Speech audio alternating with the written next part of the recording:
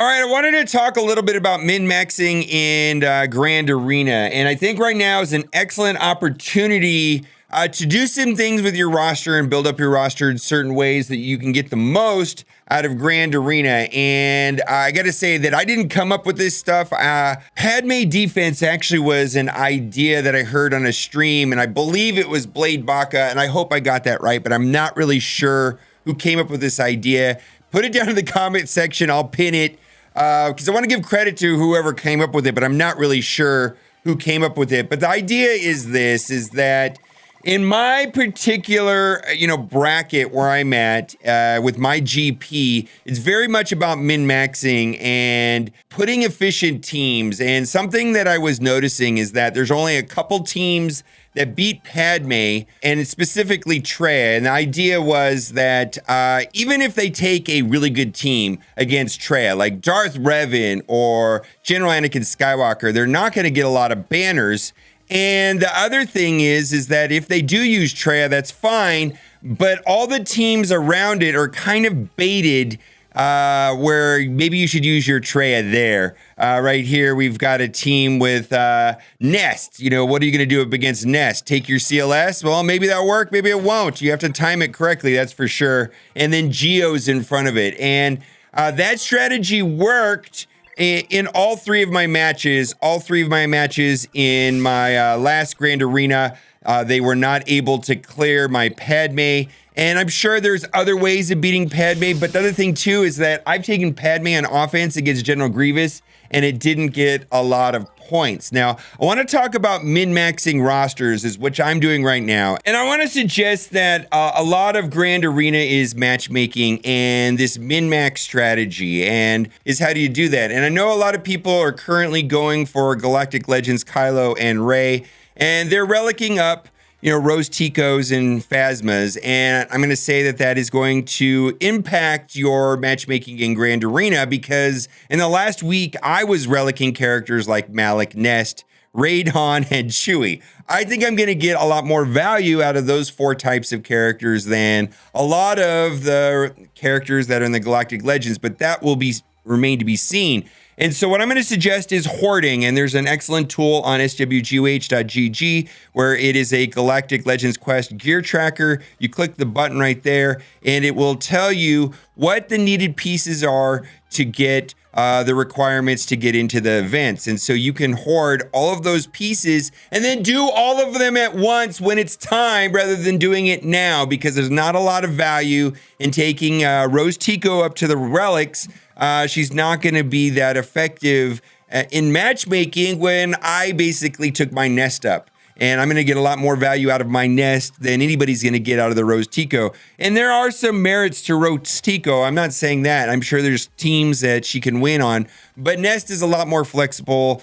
Same thing can be said for Malik or any of the other characters talked about. So the idea is to use this tool, and then you'll be able to see not only the overwhelming amount of gear that I'm going to need, which looks like thousands of dollars of gear to upgrade the characters needed. You could toggle between the two, which two you want to do, and you can look like there I have a lot of works. The other thing too that I think is very important in matchmaking is mods and mods optimization. And I want to suggest using grandivory.com, where it'll fetch your data right out of the game, and then you can assign priority of characters to your mods. Now, I found that this tool to be effective on my bottom parts of my roster, or parts of my roster that I don't really want to mod that well.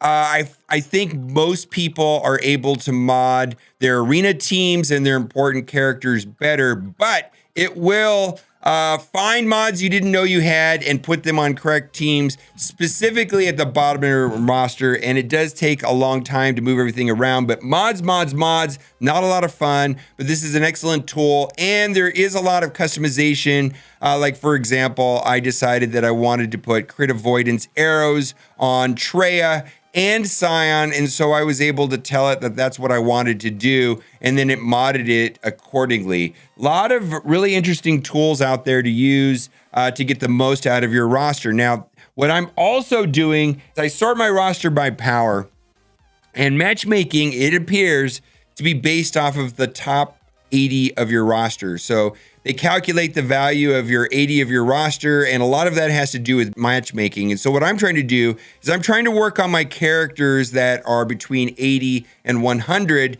that are important characters, and maybe move them up into that 80th tile, because upgrading, let's say my Padme right here and taking her from 5 to 7, that will just boost my total effective GP in matchmaking. But if I move my 100th character up to, maybe it's not going to move my effective GP up as much. So I'm gonna go down to my 80th character, and I know my 80th character in my roster is Cheap Chirpa, and he has a power of 18,000. And so any character below 18,000, I could move up to 18,000. It's not going to affect my matchmaking, not drastically. And even if I take it to like 18,100, it'll only moved up my GP by 100, where if I moved my Padme up, that's moving all of it up quite a bit. And so there's some really important characters that have GPs below 18,000 in my roster that I could work on. Probably the most important, and the one that I'm working on right now, is Night Sister Spirit. And so I'm going to take her up to 18,000 and to get the most out of her, absolutely, because Night Sisters is a very important team. 1000% Night Sisters is an important team, and I need to get the most out of Night Sisters without a doubt. And then the other thing too is that certain characters like Geos really benefit from certain G12 plus pieces, where like I don't think this is going to help the overall performance of Genosians, but this right here absolutely will.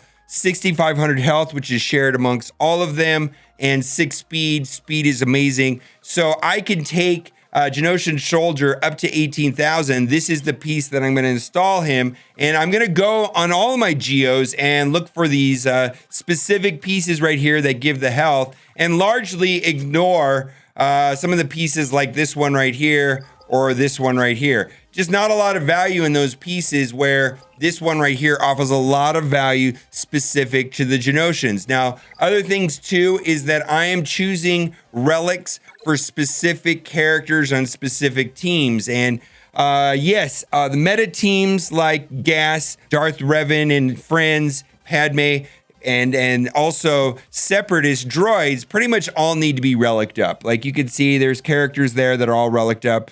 And I've chosen not to relic certain characters, like for example, C-3PO and the real Sith Trooper, because there's not a lot of value in relicing them up any higher than they are currently right now. You know, taking C-3PO up to relic 7 is not going to make this match better. Now, like a character like R2-D2 would be a much better choice to relic up than C-3PO.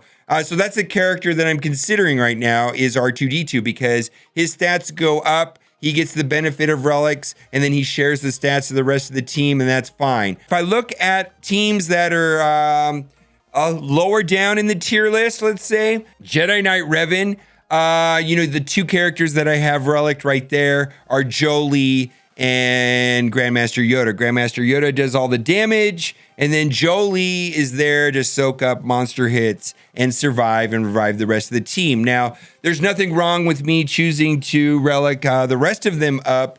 I don't think I'm going to relic up Hermit Yoda. He doesn't really get a lot of benefit from the relics, but putting a relic on Jedi Knight Revan and Bastila would be fine. But until I can't win my General Grievous matches, I'm not going to upgrade it. When my opponent's General Grievous matches are like not winnable with this, I'm going to relicking it, and I'm probably going to put the relics into Jolee first, because as long as Jolee tanks that hit from Grievous, I'm going to win. And the thing is that I'm going to be able to beat a monster General Grievous team with a relatively low-powered Jedi Knight Revan. I put the relics on Han and Chewie to beat the event. I don't have any relics on my trio. However, I'm considering putting it on Scion. There's times where the spy just goes nuts. That's one of the matchups that I use quite a bit up against Geonosians, and it's kind of scary. And I'm kind of thinking that maybe having a tankier Scion would be to my benefit.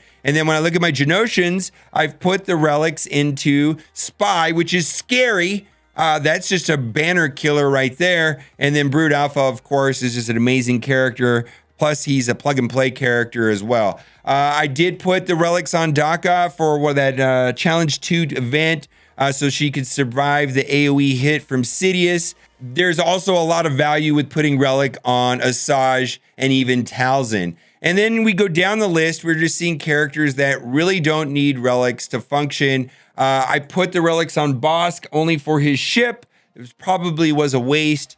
Don't see a lot of value there. And then also I have it on Nest. So the idea of this is to put relics into characters because when you put relics into your characters, you're boosting your GP, and you just got to figure that someone on the other end of the matchmaking is boosting a character as well. Is that going to add value in your matchup? If today I decided I wanted to take my C-3PO up to Relic 7, my opponent is relicking his Malak, who's getting the value?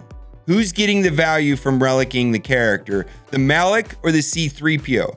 And so that's why it's important. I mean, if your favorite character in the game is Mob Enforcer and you want to relic Mob Enforcer to 7, be my guest. I hope we meet in matchmaking in Grand Arena.